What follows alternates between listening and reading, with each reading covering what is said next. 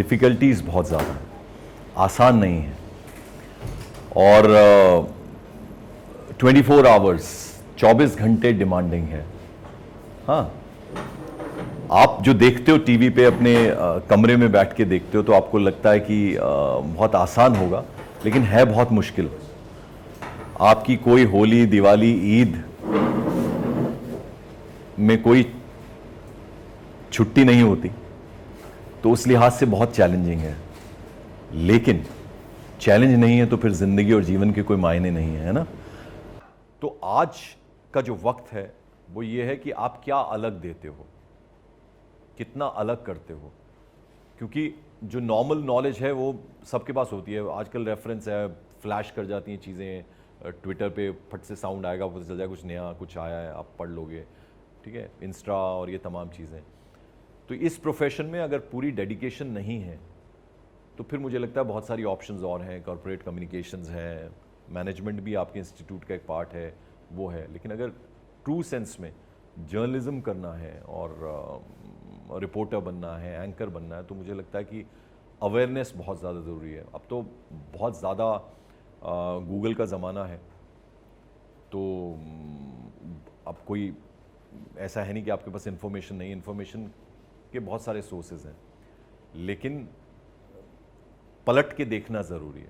आपको जो करिकुलम में चीज़ें बताई जाती हैं वो तो हैं, लेकिन उसके अलावा बहुत सारी मेहनत करने की ज़रूरत है। तो अगर उसके लिए आप तैयार हैं तो जर्नलिज्म से अच्छा कुछ हो नहीं सकता, बिकॉज आप चौथे स्तंभ हैं और आप एक तरह से कमांड करते हैं। अब देखिए, बड़े बड़े एक्टर्स हैं, वो हमें सर करके एड्रेस करते हैं। आपकी भी जो अच्छी चीज़ है वो है कि आपकी बॉडी लैंग्वेज जी, कॉन्फिडेंस जो है वो आपकी बॉडी में दिख रहा है। Thank you. ठीक है ना, वो एक सबसे इम्पोर्टेंट जर्नलिज्म में जो सबसे महत्वपूर्ण चीज़ है वो ये है कि देखिए, आप सबसे पहले आपको अपने आप से प्यार करना है ना। अगर आप अपने आप से प्यार करेंगे तो फिर दुनिया आपको प्यार करेगी जी। और वो कॉन्फिडेंस कोई भी हो, मुझे कोई इंप्रेस नहीं करता और सब इंप्रेस करता है जी। बिल्कुल, मैं किसी के औ में नहीं आता। फिर मैंने जर्नलिज्म, अगर अमिताभ बच्चन आ गया, मैं पागल हो रहा हूँ उसको देखे, अमिताभ बच्चन आ रहा है, आया है, ठीक है, इज्जत है उनके काम की।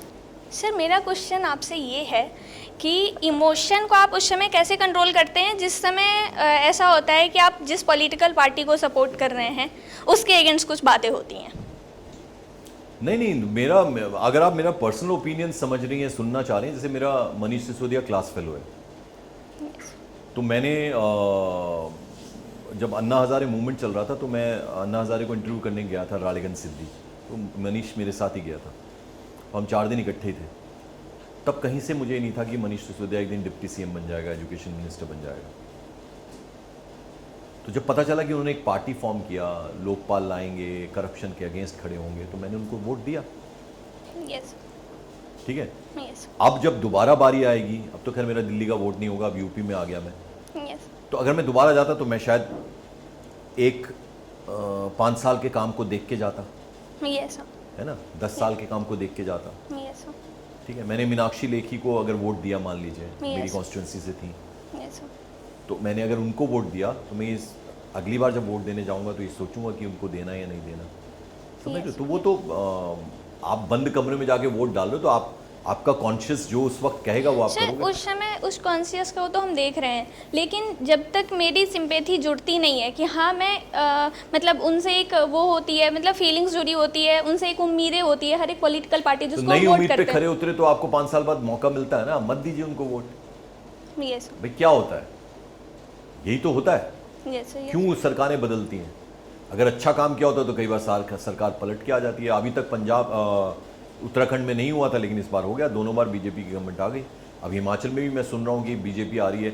हिमाचल में तो कभी ऐसा नहीं हुआ, हमेशा 5-5 साल के लिए सरकारें आती थी। गवर्नमेंट एम्प्लॉयज़ ज़्यादा वोटर्स होते हैं, वो एक बार कांग्रेस को देते हैं, उनसे मांगे कुछ रह जाती हैं तो अगली बार बीजेपी को देते हैं, ऐसा ही होता था। लेकिन इस बार मुझे लग रहा है दोबारा से बीजेपी सरकार बनाएगी, क्योंकि उत्तराखंड में भी पलटी है बाजी। यस, तो ये है। चलो आगे जी। तो सर, जैसे कि आपने बताया कि मेरा सर सवाल है कि जैसे कि राइटिंग स्किल्स को अपना कैसे सुधारा। जैसे कि आपने अपनी बुक लिखी है खुद, तो मैं इसके ऊपर जानना हूँ, अपनी 1-2 टिप्स आप मुझे देना चाहेंगे कि अपनी राइटिंग स्किल्स को कैसे डेवलप कर सकते हैं, कैसे उसे बेहतर बना सकते हैं। हाँ, तो सबसे इम्पॉर्टेंट चीज़ जो है जब आप एक एंकर बनते हैं या एक राइटर बनते हैं, उसमें से सरलता अगर आप अपने अंदर अपना लोगे ना, इजी। मैं एंकर हूं तो जब मैं किसी से पॉलिटिकल पर्सनालिटी से सवाल करता हूं या रिपोर्टर से सवाल करता हूं, भाई रिपोर्टर स्पॉट पे है, बताइए बाढ़ आई है, क्या नुकसान हुआ, मैं बोल सकता हूं उत्तराखंड के बारे में मैंने सुना है वहां तो अक्सर पहाड़ गिर जाते हैं क्योंकि वहां इतनी नदियां हैं, गंगा यमुना वहां से आती है और ये वो। अगर मैं ही बोलता रहूंगा तो रिपोर्टर क्या बताएगा? तो आप कॉमन मैन बन के सवाल करिए ताकि जनता को लगे कि एंकर मेरा सूत्रधार है, मेरा रिप्रेजेंटेटिव है। तो भाषा को बहुत आसान रखिए, है ना? तो सर मेरा नाम श्रुतिका शर्मा है। क्या नाम है? श्रुतिका शर्मा। श्रुतिका? श्रुतिका, श्रुतिका। जी सर, मेरा एक क्वेश्चन है कि मतलब जैसे हम लोग अभी मीडिया इंडस्ट्री में आ रहे हैं तो हमें कॉन्फिडेंस की बहुत नीड पड़ती है। अभी आप आ रहे हैं, मतलब वही मैंने कहा, जैसे हम आ रहे हैं तो हमें कॉन्फिडेंस की बहुत नीड है। तो लोगों को जैसे स्टार्टिंग करते हैं तो वो कॉन्फिडेंट नहीं हो पाते हैं। लाइक अगर मेरे को कुछ बोलना है किसी को या फिर मेरे को यहाँ भी आना था तो मेरे को वो कॉन्फिडेंस नहीं आ रहा था। तो आपने से स्टार्टिंग की, आपने कहा कि आपको एकदम से स्टार्ट में भेजा, आपको कोई ऐसे इंटेंशन नहीं था इधर आने का, मतलब स्टार्टिंग में जब, तो कॉन्फिडेंस आपने कैसे बिल्डअप किया? लाइक आपने कैसे बिल्डअप किया मैं बताऊं? नहीं है मेरे पास आपने उतना कैसे बिल्डअप कॉन्फिडेंस। किया मैं बताता हूँ। जी आपने 50 लोगों को सुना पहले जी और फिर लगा यार ये बोल सकते हैं तो मैं भी तो बोल सकती हूँ। जी सर। आपने टाइम लिया, लेकिन टाइम लेने के बाद जब आप आई, आप बोल जो रही हैं उससे मैं इत्तेफाक नहीं रखता क्योंकि आप बोल बहुत कॉन्फिडेंटली रही हैं। समझ रहे हो? जी सर। आपने इन 50 लोगों को पहले सुना, फिर लगा यार ये भी तो वही बोल रहे हैं जो मैं सोच रही थी, तो मैं क्यों ना बोलूँ। आ गया आपके अंदर कॉन्फिडेंस।